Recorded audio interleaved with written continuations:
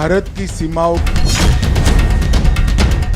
Border पर अब सिर्फ तार नहीं लगेंगे, बॉर्डर पर अब चलेगा बुलडोजर, ड्रोन उड़ेंगे, एआई निगरानी करेगा और घुसपैठियों का पूरा नेटवर्क जमीन में गाड़ दिया जाएगा। अमित शाह के एक आदेश ने आपको बता दें कि इस्लामाबाद से लेकर ढाका तक इस वक्त हलचल बढ़ा दी है। भारत सरकार ने यह फैसला कर लिया है कि इंटरनेशनल बॉर्डर से 15 किलोमीटर तक बन रहे हर अवैध निर्माण को ध्वस्त कर दिया जाएगा। यानी अब निशाने पर हैं घुसपैठियों के ठिकाने, ड्रग तस्करों के अड्डे, फर्जी आधार नेटवर्क और वो पूरा सिस्टम जो सालों से भारत की सीमाओं का फायदा उठा रहा था।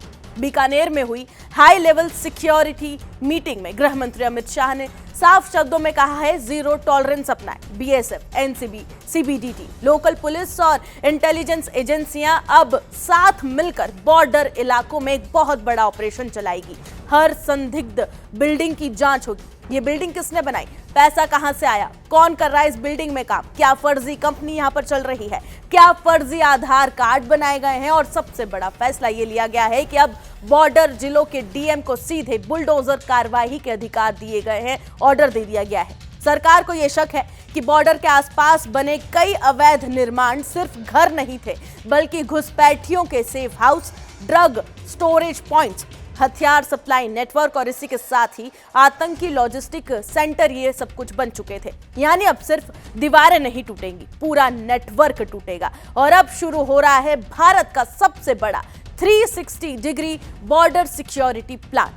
AI based smart fencing, motion sensor, PTZ कैमरे, ड्रोन निगरानी और हर मूवमेंट पर डिजिटल ट्रैकिंग। सरकार का लक्ष्य एकदम साफ है, भारत की सीमा को इम्पेनेट्रेबल बनाना, यानी ऐसी दीवार जिसे पार करना लगभग नामुमकिन हो, क्योंकि खतरा सिर्फ पाकिस्तान बॉर्डर तक अब सीमित नहीं है। बांग्लादेश बॉर्डर से होने वाली घुसपैठ को भी अब भारत ने बड़ा नेशनल सिक्योरिटी खतरा मान लिया है। सरकार का यह साफ मानना है कि अवैध घुसपैठ के जरिए फर्जी पहचान, कट्टरपंथ, ड्रग नेटवर्क और डेमोग्राफिक चेंज जैसे खतरे बढ़ रहे हैं। और यही वजह है कि अब दिल्ली का रुख पहले से कई गुना ज्यादा आक्रामक दिखाई दे रहा है। अब बीएसएफ को भी ज्यादा ताकत दी जा रही है, क्योंकि राजस्थान और पंजाब जैसे इलाकों में घुसपैठ रोकना आसान नहीं होता। कहीं रेत के तूफान फेंस ढक देते हैं, कहीं खेती फेंस के पार तक होती है और इन्हीं गैप्स का फायदा उठाकर ड्रग्स और हथियार भारत भेजे जाते रहे हैं।